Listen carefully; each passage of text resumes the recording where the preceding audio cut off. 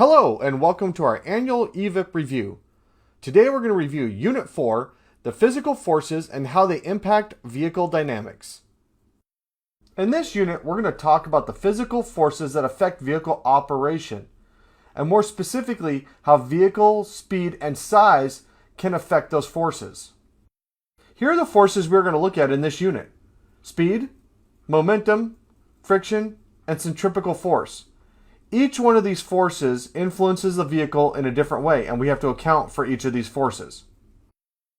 How can we control the physical forces that act upon our vehicle?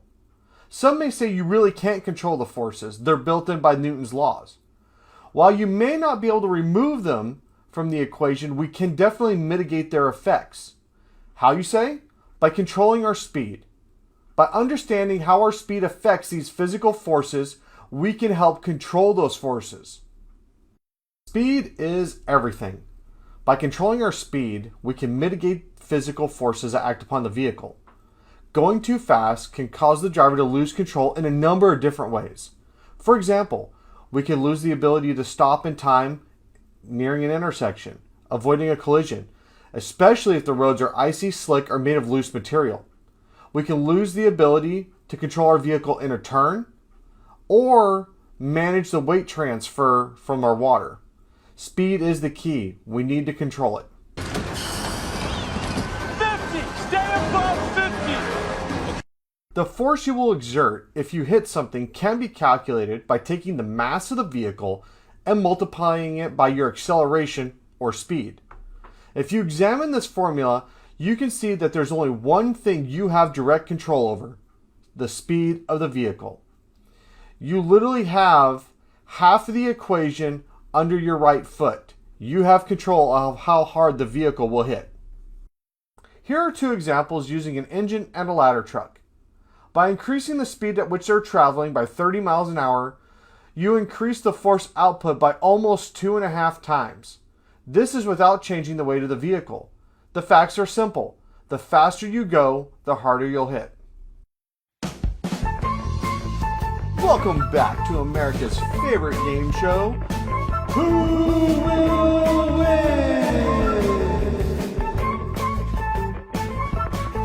Let's go ahead and meet our contestants for today.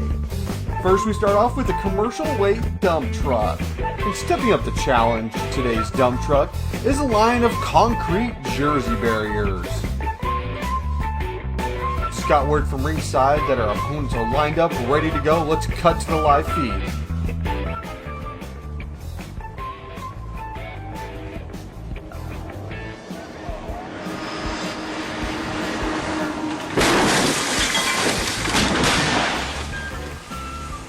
Let's see that in an instant replay.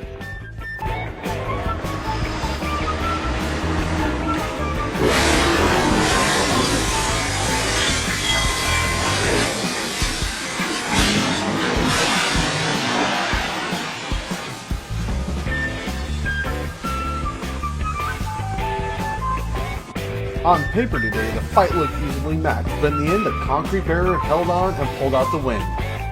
That concludes our episode for this week, and thanks for watching. Who will win?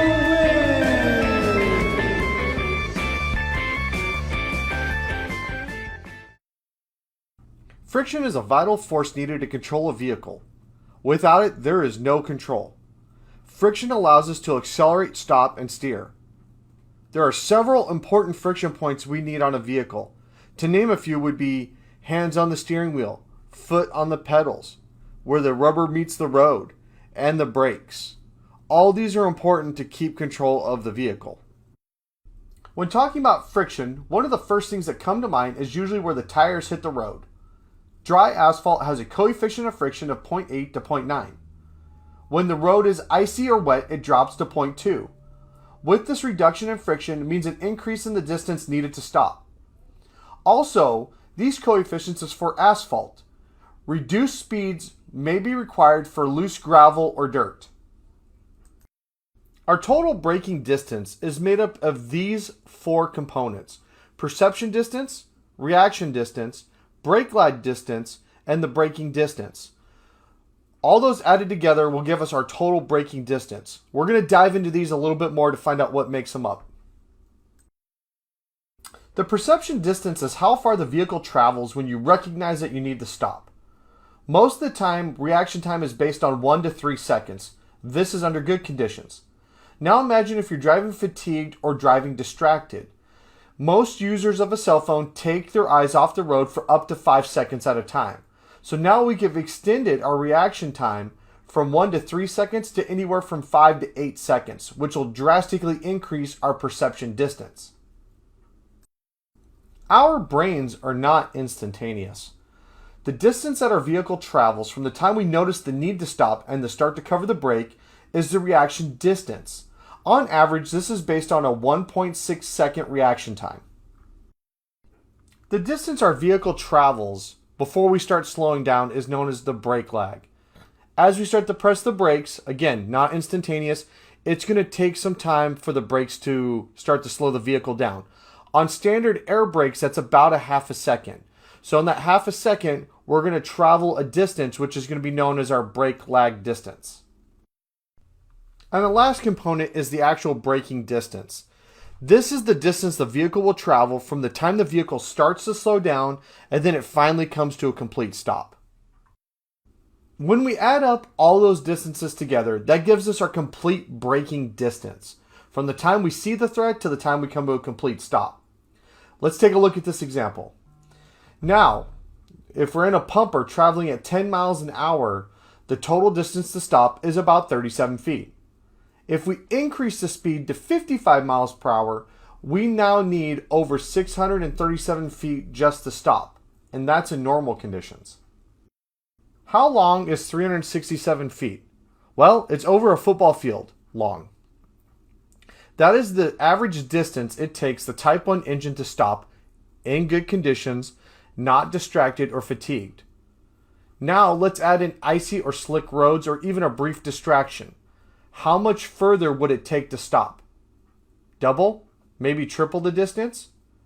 One thing that makes a big difference is the speed of the vehicle, and at least that's one thing we can control. Now that we talked about how long and how far it takes us to stop, now we're going to dive into the different braking systems we'll find on our apparatus. One braking feature that can help us stop shorter and remain in control of our vehicle while braking hard is analog brakes. Let's take a closer look at how they work. When the driver fully applies the brakes in a vehicle without the anti-lock brake system, the brakes can lock. This causes the wheels to stop turning, which makes the tires skid. Skidding tires have very little grip and are not effective at stopping or turning the vehicle, so the driver may be unable to take evasive action. With ABS, when the driver fully applies the brakes, the system uses sensors to detect any brake lockup and rapidly pulses that brake to prevent it from locking. This helps to prevent skidding so the tires can maintain grip. It also helps to allow the vehicle to be steered around obstacles while braking. One way to think of ABS is allows braking and steering. Most of our heavy and commercial weight vehicles have air brakes. Though the result is the same as standard hydraulic brakes found on our normal vehicles, there are some differences that we should be aware of and understand. We're now going to take a closer look at how air brake systems work.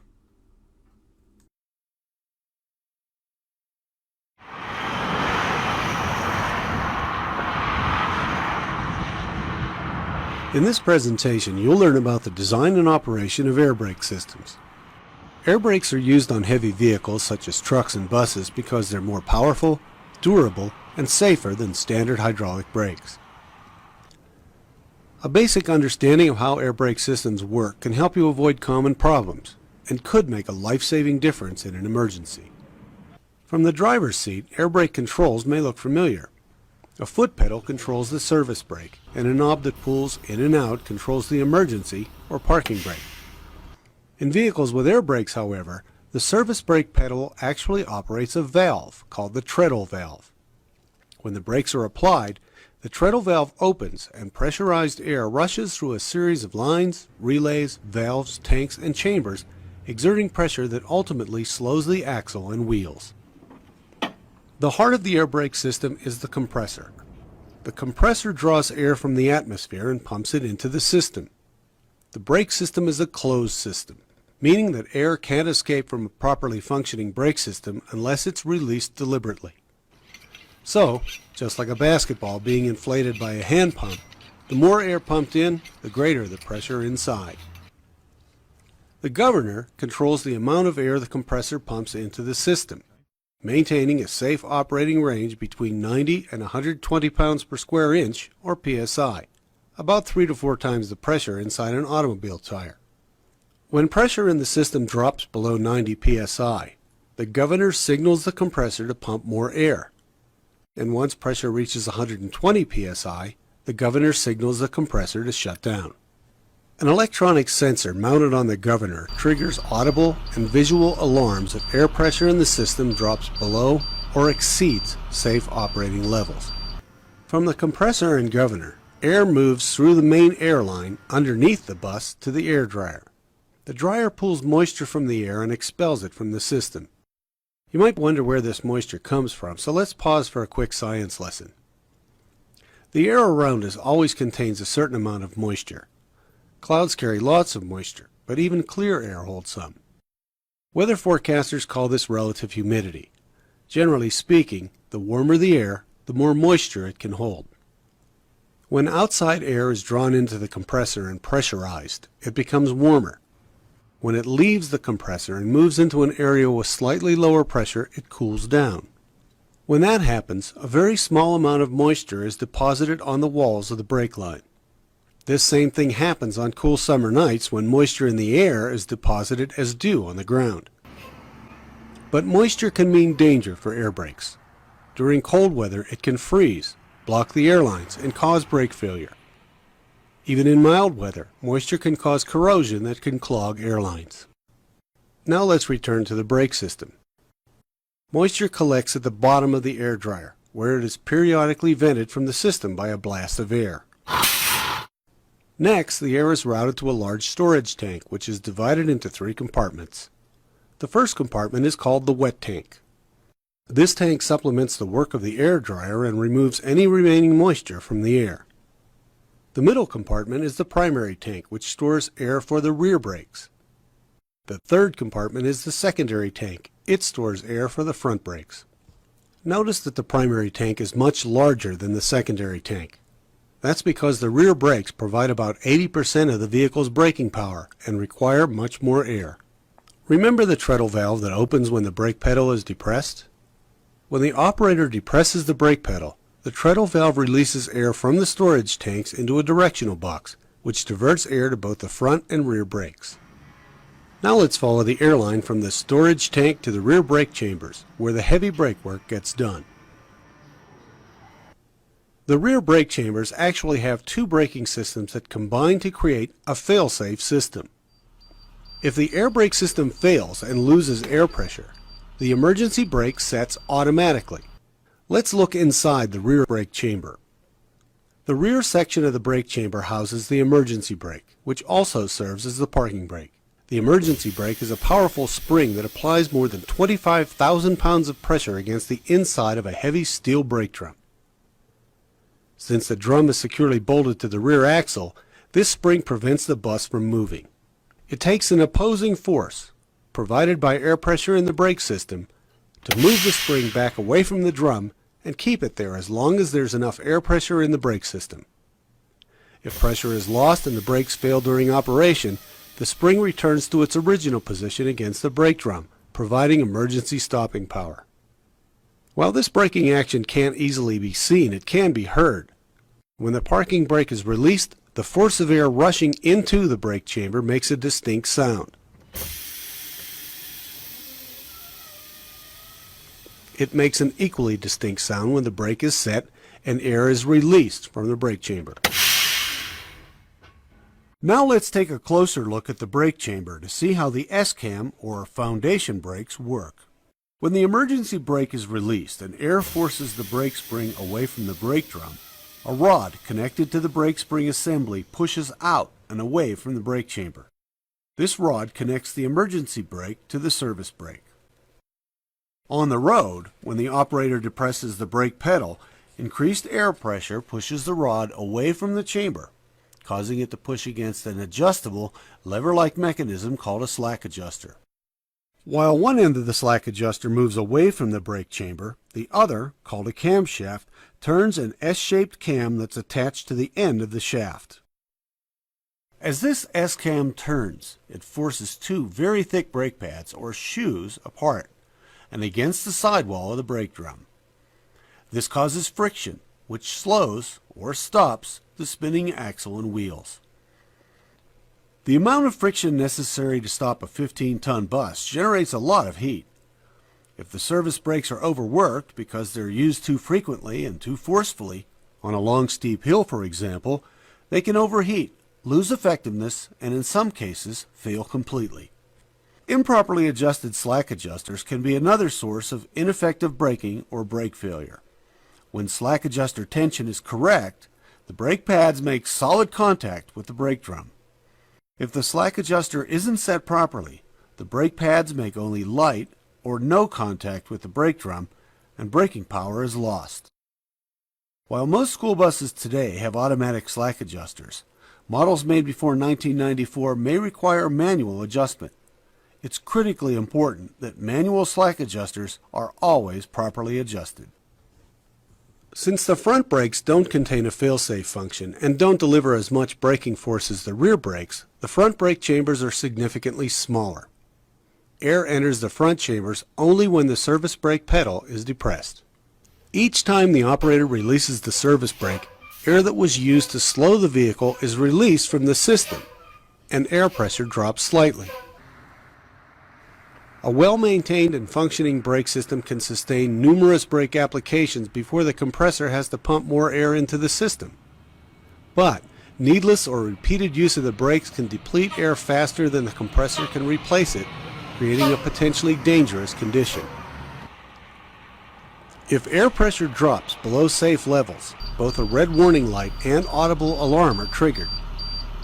As pressure continues to drop, the dashboard pressure gauge drops into the red zone. If you find yourself in this situation, stay calm. Remember that emergency braking power is just a moment away. Your first thought should be to find a route that gets you safely off the road as soon as possible. Your emergency brakes will work, but they'll also begin to overheat, especially if you're headed downhill, and they'll begin to fade or lose effectiveness. Air brake systems are designed and engineered for maximum safety. By operating them properly and staying alert for warning signs, you can help ensure that they do their job without fail.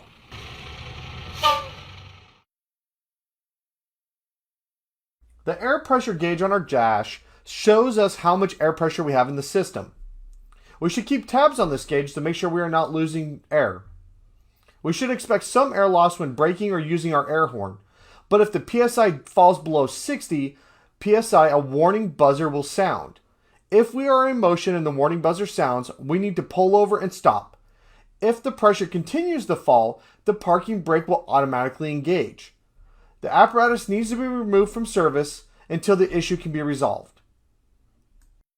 The braking system on your vehicle shall be inspected according to your agency's SOPs and SOGs. NFPA 1911 gives some general guidelines on a preventative maintenance program. Let's talk braking techniques. Imagine if you were in an engine going downhill with about a 6% grade for 6 miles.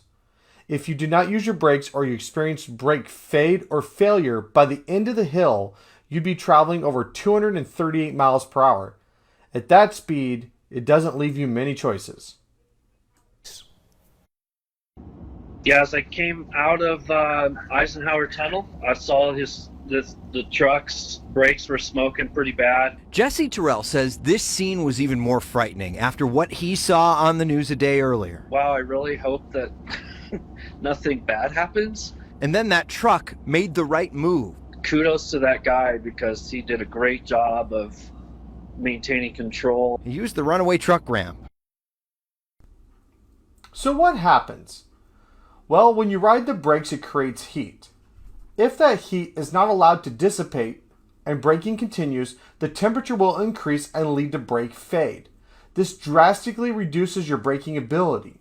If you continue to brake during the brake fade, failure of your brakes will follow. To avoid brake fade, we should not apply steady pressure to the brakes. Steady pressure braking is still being taught and can easily lead to brake fade or failure. What we need to do is snub brake. We want to slow the vehicle down to about 10 miles per hour below our desired speed and then release the brakes. This will allow the vehicle to speed up and the brakes to cool down. When we reach our desired speed, we will again slow the vehicle down and let off the brakes. This on and off braking technique can help keep the brakes cooler and help mitigate the causes of brake fade and failure. Some of our apparatus come equipped with compression brakes. These can help slow our vehicle without using our brakes, therefore helping prevent brake fade. But they should not be used in poor road conditions such as snow or ice, and they will not replace the service brakes. Most of our commercial weight apparatus do not have a park mode for the transmission. We must take time to ensure that the parking brake is set. The transmission must be in neutral and the brake engaged. If we are operating at an emergency scene, WAC mandates that wheel chocks be used along with the parking brake. Following distances buy us time to react. By keeping the appropriate distances, we can adjust our driving accordingly to avoid obstacles and issues that arise. For an emergency vehicle, a standard distance of 4 seconds is recommended. This may change depending upon the road and weather conditions. 4 seconds is not a one-size-fits-all approach, but it's a good place to start. When following in the emergency mode, distance is critical. We need to give us time to adjust to the other motorists and how they might react unexpectedly. Sometimes the only thing standing between us and a collision is our following distance. In addition, if we follow too close to some vehicles, we can take away our sight line, causing us to lose situational awareness. As we negotiate a curve, our vehicle will be pushed to the outside of the curve unless we provide centrifugal force to continue around the curve. Factors such as weight and speed determine how much force is generated pushing us to the outside and how much force is required to keep us in control of the vehicle and to follow the curve. If we exceed any of these forces, we will lose control of the vehicle. Most of our vehicles have a high center of gravity. Because of that, our vehicles are more susceptible to the forces inside the curves. This leads to an increased chances of a rollover. If you enter a curve too fast, you will lose control of the vehicle. You may, in fact, roll the vehicle. No matter how great a driver you are, or at least think you are, you cannot beat the laws of physics. The posted recommended speed limit signs may not apply to your vehicle. You may need to proceed slower than what is posted on the sign. Again, you cannot beat physics. In fact, it is recommended that all fire apparatus reduce speed to lower than the recommended posted speed. Watch as Raleigh's ladder 4 goes too fast around the corner, turning from Dawson Street to South Street downtown, flipping upside down. It was an overturned ladder 4. That video captured by a bus, this angle captured by a red light camera. 3 firefighters on It was at this moment he knew. He fucked up. the ground. Appears to be 2 that are injured at this time. Eyewitness News arrived on the scene July 10th, minutes after it happened. You can see some of the 4 firefighters being treated for minor injuries. As it turned out, no life-threatening injuries at all, no broken bones. We were very, very, very fortunate. And fortunate that the emergency they were responding to didn't need them after all. Fire Chief John McGrath says both a last-minute decision to turn and speed caused the crash. Anything that causes an accident is too fast, but we're guesstimating that they were doing 25 to 30 miles an hour as they hit the turn. Depending on conditions, there's times when you have to go down to 5 miles an hour to negotiate a turn. The truck is Raleigh's only tiller truck. With a second driver in the back, it's easier to maneuver the big fire rig through the tight streets of downtown. All the firefighters were buckled in. Now they're all back at work.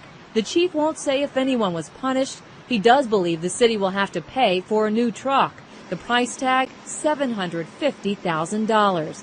They're not sure how much insurance will cover. They'll make cuts to cover the rest. As bad as it was, As bad as the damage was to the apparatus, you can rebuild apparatus, you can't rebuild people. So we're very, very grateful for that nobody was hurt. And now they'll use this video to retrain all firefighters, teach them what not to do and how quickly things could go wrong. Speed and changing directions abruptly are the main causes of apparatus rollovers. Our apparatus are top-heavy and more susceptible to the forces in a curve.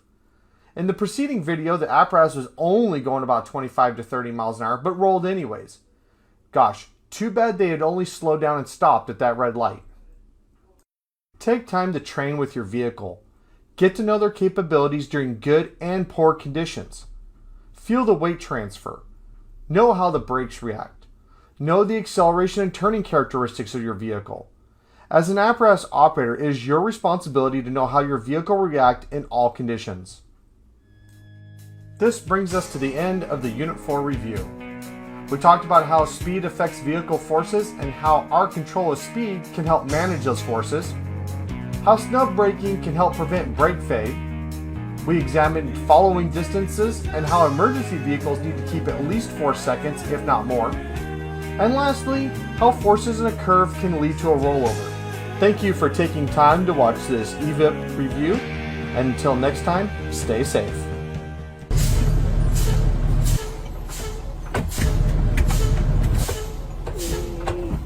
Those are called stop signs for a reason, right? Nah, you don't have to stop at stop signs. They're stoptional. Oh, you don't see the big lights and sirens behind you? Huh? I tell you what, you first, then we'll go. Oh, baby, it's first or nothing. Ain't nobody gonna be water supply. Jim, can we go a little bit faster, please? Hey, relax over there, Cap. If it says 35, I'm going 34.